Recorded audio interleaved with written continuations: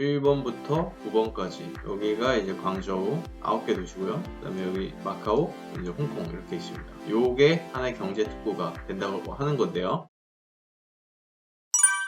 안녕하세요. 송준호의 생활 ESG입니다. 제가 최근에 국내 모 기업에 가서 사내 방송용으로 그 ESG 관련 컨텐츠를 하나 찍고 왔거든요. 환경 관련 영화 2편을 보고 리뷰하는 건데 ESG 관련해서 영화 내용을 조금 엮어서 풀어내는 그런 컨텐츠였습니다. 갔다 왔는데 확실히 거긴 대기업이었는데 기업들 사이에서도 ESG 경영과 ESG에 대해서 관심이 있는데 또 콘텐츠를 생산하는데도 굉장히 관심이 있구나 이런 걸 좀 많이 느꼈고요. 또 예전에 우리 ESG 관련 콘텐츠 기업들이 광고도 많이 내고 하잖아요. 진짜 관심이 많다는 걸 느꼈고요. 다만 이제 조금 제가 하면서 제가 평소에 다른 콘텐츠들이 조금 딱딱한 부분도 있고 어려운 부분들이 있잖아요. 근데 거기서 갑자기 너무 쉽게 풀려다 보니까 이게 제가 좀 당황했던 것 같아요. 이게 어디까지 얘기를 해야 되나 이거 감이 잘 안 잡혀가지고 확실히 ESG 자체가 이해관계자가 중요하잖아요. 정말 다양한 각계각층이 다 관심을 가지고 이제 바라보고 있는 것인데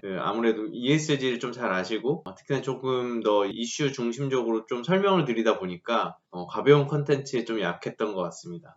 이게 대본을 받아보니까 거기서 자꾸 가볍고 웃기고 자연스럽게 해줘라 했는데 쉽지가 않더라고요. 그래서 다시 저는 이제 홈그라운드에 들어와서 즐겁게 오늘 또 소식 하나 전달드리도록 하겠습니다. 오늘은 이제 중국 광둥성이 이제 광둥, 홍콩, 마카오 연결하는 탄소 시장을 여는가 거기에 대해서 이제 소식을 하나 소개해드리려고 하는데요. 중국 광둥성은 외강아오 대망구 Greater Bay Area 이 지역을 연결하는 탄소 거래 시장을 설립하기 위한 연구에 착수했습니다. 아직 오픈한 건 아니고요. 연구에 착수했습니다. 이제 외강아오 대망구라는 곳이 중국 남부에 위치한 광둥성의 9개 자치구와 홍콩, 마카오를 포함한 거대 광역 경제권인데요. 여기가 GDP가 2조 3,600억 달러, 2,937조 200억 원인데 이게 어느 정도냐면요. 이탈리아의 한 국가의 GDP에 육박하는 경제 규모라고 합니다. 그래서 이제 로이터 통신에 따르면 광둥성의 시도가 홍콩, 마카오의 경제력을 본토 경제권 안에 포함하려는 가장 최근의 노력이다. 이 시도는 계속해 왔는데 가장 최근에 이걸 통해서 하나의 통합된 경제 특구를 완성하려는 그런 중국의 시도다 이렇게 보고 있습니다. 이 외강아오에 대해서 한번 조금 더 살펴보면요. 이제 외강아오 대망구가 아까 말씀드렸듯이 뭐 광저우, 주하이, 포산, 중산, 둥관, 호이저우, 장먼, 자오칭 같은 이런 9개 도시 성이 엄청 크잖아요. 거기 안에 9개 도시가 있는데 거기에 플러스 홍콩이랑 마카오까지 이렇게 하나로 묶어서 거대 광역 도시권을 만드는 그런 프로젝트 경제 특구라고 보시면 되고요. 여기에 지금 중국 정부가 아시아 최대 단일권 경제권을 목표로 이렇게 추진하는 겁니다. 그래서 엄청난 투자금을 쏟아붓고 있는데 이게 되면은 미국의 뉴욕 베이와 샌프란시스코 베이, 일본 도쿄 베이 같이 이런 세계 3대 베이의 범간 경제권, 엄청난 규모의 경제권이 나타난다, 완성이 된다라는 건데요. 위치적으로 보시면 이렇습니다. 일단은 여기 중국의 광저우 이제 남부 도시죠. 고도의 산업중심, 뭐 선전, 심천이라고도 하는 그런 도시들이 포함되어 있습니다. 마카오 있고요, 홍콩 있고요. 이렇게 연결하는 건데 중국 남부적으로 여기 9개 도시에 보면은 1번부터 9번까지 여기가 이제 광저우 9개 도시고요. 그 다음에 여기 마카오, 이제 홍콩 이렇게 있습니다. 요게 하나의 경제 특구가 된다고 하는 건데요. 실제로 이게 단순히 경제 특구라고 해가지고 그냥 돈만 묶인다 하지만 이게 돈이 묶인다는 건 이제 물자라든지 이런 게 이동이 되고 사람이 이동을 해야 되잖아요. 그러다 보니까 또 다리를 지었습니다. 강주아오 대교라고 하는데 여기가 개통했습니다. 홍콩이랑 중국 광둥성, 주하이, 마카오를 잇는 55km에 달한 다리다. 긴 다리죠. 되게 한번 달려보고 싶은 다리지 않습니까? 이 바다에 쫙 풍경 펼쳐지는데 여기로 왔다 갔다 드라이브 한번 하면 끝내줄 것 같습니다. 우리 한국 남해 쪽에도 이렇게 여수랑 이런 섬들 있는 다리가 있죠. 예전에 여행을 한번 갔었는데 되게 좋았는데 여기는 더 좋을 것 같습니다. 어쨌든 여기를 통해서 물자와 사람들이 이동을 하는 그런 다리가 이렇게 있습니다. 좀 더 자세히 보시면 자 이렇게 연결이 여기 엄청 길죠. 네, 그래서 이렇게 외강아오가 이런 경제 특구로 중국이 키우는 곳인데요. 바이오시앙 중국 중앙은행 광동 지점장이 뭐라 그랬냐면요. 지역 탄소 시장의 출범이 기후변화 목표 달성을 이끌고 중국 탄소 시장의 국제적 위상을 드높이는 데 도움이 될 것이라고 강조했습니다. 이제 광둥성은 외강하고 대망구 ETS 시장에 대한 세부 사항은 아직 공개하고 있지 않다. 방금 이제 외강하고 그 대망구에다가 탄소 배출권 거래 시장 그거를 이제 열겠다는 겁니다. 이거에 대해서 조금 이해하시려면 중국이 일단은 세계 최대 탄소 배출 국가 중 하나죠. 미국과 더불어서요. 근데 이거를 이해하시려면 일단은 중국이 어떤 방식으로 탄소 배출권 거래제 시장을 운영하고 있는지를 조금 잠깐 간단히 살펴보시면요. 이걸 전에 썼던 기사인데요. 작년도 7월에 썼던 기사입니다. 국가 차원의 ETS 시장을 방금은 지역 차원이라고 그랬죠. 그런데 이제 국가 차원의 ETS 시장이 열렸는데 이게 7월입니다. 그래서 한창 핫했죠. 이거 톤당 얼마에 되느냐 뭐 이 가격을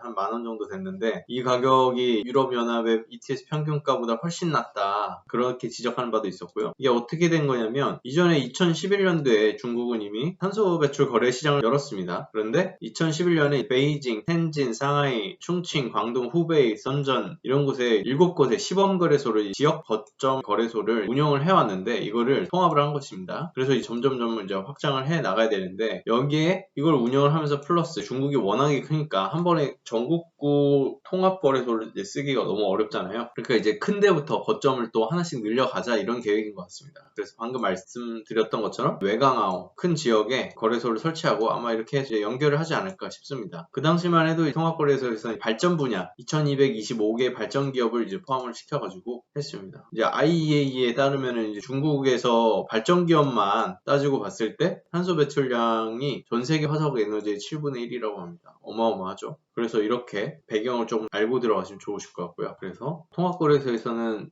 1억 7,800만 톤의 배출권이 거래가 된 거고요. 이제 바이오시앙 지점장 방금 말씀드렸던 지점장이 외강하오 대망구의 탄소 시장을 세워서 광둥과 선전에 아까 말씀드렸듯이 시범거래소가 원래 있었죠. 그래서 여기에 탄소 시장을 통합하고 확대하면서 홍콩과 마카오를 본토의 탄소 시장에 연결할 계획이라고 합니다. 로이터 통신에 따르면은 전문가들이 국가의 탄소 시장이 산업의 적용 범위를 확대할 때까지 국가 시장과 지역 시장을 한동안 함께 운영할 것이라고 분석하고 있다 이렇게 되어 있습니다. 방금 말씀드렸던 것처럼 지금은 뭐 발전 기업 중심으로 들어가 있죠. 하지만 이제 탄소 거래 시장에는 발전 기업뿐만 아니라 다양한 주요 산업 철강 산업이라든지 다양한 이제 온실가스를 배출하는 다양한 산업들이 들어가야 되는 것이고요. 심지어 이제 금융권이 이건 뭐 얘기가 있지만 금융권이 탄소 배출 거래 시장에 들어간 경우도 있고 빼야 된다는 논의도 있지만 굉장히 좀 확장이 될 것이거든요. 중국 같은 경우에도 발전을 넘어서 다른 산업군도 들어와야 되고 지역적으로 넓혀져야 되니까 그것을 위해서 전략적으로 전국 통합 시장과 지역 시장을 전략적으로 같이 운영을 하는 그런 방향으로 가겠다 이렇게 생각을 하는 것 같습니다. 좀 뒷배경으로 중국이 지금 환경 정책을 막 내고 있거든요. 아시겠지만 중국이 2020년도 유엔 총회에서 시진핑 국가주석이 2060